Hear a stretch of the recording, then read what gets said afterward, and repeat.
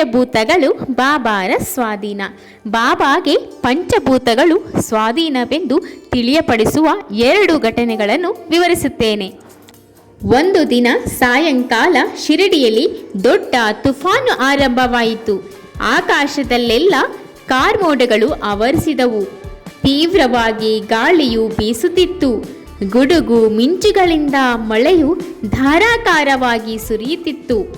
ಸ್ವಲ್ಪ ಹೊತ್ತಿಗೆ ನೆಲವೆಲ್ಲ ಜಲಮಯವಾಯಿತು. ಪಶು ಪಕ್ಷಿಗಳೊಂದಿಗೆ ಸಕಲ ಜೀವಕೋಟಿಯೂ ಸಹ ಭಯಭೀತವಾದವು. ಜನರೆಲ್ಲರೂ ಭಯದಿಂದ ಕೂಡಿದರು. ಶಿರಡಿ ಗ್ರಾಮದಲ್ಲಿ ನೆಲೆಸಿರುವ ಶನಿ, ಶಿವ, ಪಾರ್ವತಿಯರು, ಮಾರುತಿ, ಖಂಡೋಬ ಮುಂತಾದ ದೇವತೆಗಳು ಯಾರೂ ಅವರನ್ನು ರಕ್ಷಿಸದೆ ಹೋದರು.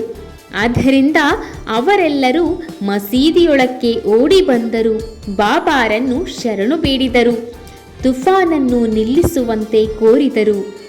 ಆಪತ್ತಿನಲ್ಲಿರುವ ಜನರನ್ನು ಕಂಡು ಬಾಬಾ ಮನಸ್ಸು ಕರಗಿ ಹೋಯಿತು. ಅವರು ಮಸೀದಿಯ ಹೊರಗೆ ಬಂದು ಮಸೀದಿಯ ಮೂಲೆಯಲ್ಲಿ ನಿಂತು ಗಟ್ಟಿಯಾಗಿ, ನಿಲ್ಲು, ನಿನ್ನ ತೀವ್ರತೆಯನ್ನು ಕಡಿಮೆ ಮಾಡು, ಶಾಂತಿಯಾಗು ಎಂದು ಗರ್ಜಿಸಿದರು. ಕೆಲವೇ ನಿಮಿಷಗಳಲ್ಲಿ ಮಳೆಯು ಕಡಿಮೆಯಾಯಿತು. ಗಾಳಿ ಬೀಸುವುದು ನಿಂತಿತು. ತುಫಾನು ಸಹ ನಿಂತು ಹೋಯಿತು. ಆಕಾಶದಲ್ಲಿ ಚಂದ್ರನು ಉದಯಿಸಿದನು. ಜನರೆಲ್ಲರೂ ಸಂತೋಷದಿಂದ ಅವರವರ ಮನೆಗಳಿಗೆ ತೆರಳಿದರು.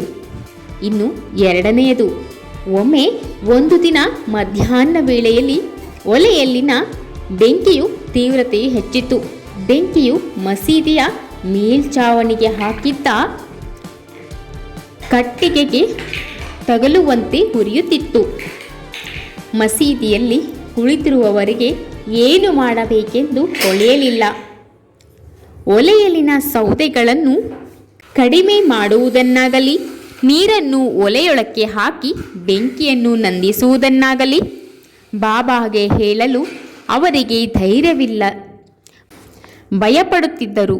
ಅವರಲ್ಲಿನ ಭಯಾಂದೋಲನೆಗಳನ್ನು ಬಾಬಾ ಕೂಡಲೇ ಗ್ರಹಿಸಿ ತಮ್ಮ ಕೈಯಲ್ಲಿದ್ದ ಸಲಾಕೆಯಿಂದ ಪಕ್ಕದಲ್ಲಿರುವ ಸ್ತಂಭಕ್ಕೆ ಹೊಡೆಯುತ್ತಾ, ಇಳಿ ಇಳಿ, ಶಾಂತಿಯಾಗು ಎಂದು ಹೇಳಿದರು. ಕೂಡಲೇ ಬೆಂಕಿ ನಿಧಾನವಾಗಿ ತಣ್ಣಗಾಯಿತು. ಒಲೆಯು ಯತಃ ಪ್ರಕಾರ ನಿಧಾನವಾಗಿ ಉರಿಯತೊಡಗಿತು.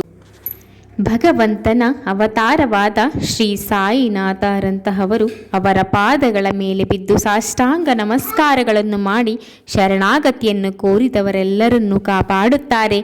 ಯಾರು ಭಕ್ತಿ ಪ್ರೀತಿಗಳಿಂದ ಈ ಕಥೆಯನ್ನು ಪಾರಾಯಣ ಮಾಡುವರೋ ಅಂತಹವರು ಎಲ್ಲ ಕಷ್ಟಗಳಿಂದ ವಿಮುಕ್ತರಾಗುತ್ತಾರೆ. ಅಷ್ಟೇ ಅಲ್ಲದೆ ಸಾಯಿಯ ಮೇಲೆ ಭಕ್ತಿ ಅಭಿರುಚಿಗಳನ್ನು ಹೊಂದಿ ಭಗವಂತನ ಸಾಕ್ಷಾತ್ಕಾರವನ್ನು ಪಡೆಯುವರು. ಅವರ ಬಯಕೆಗಳೆಲ್ಲವೂ ನೆರವೇರಿ ಕೊನೆಗೆ ಬಯಕೆಗಳೇ ಇಲ್ಲದಂತೆ ಮುಕ್ತಿಯನ್ನು ಪಡೆಯುವರು. ಶುಭಂ ಭವತು. ಶ್ರೀ ಸಾಯಿ ಕೃಷ್ಣಾರ್ಪಣಮಸ್ತು.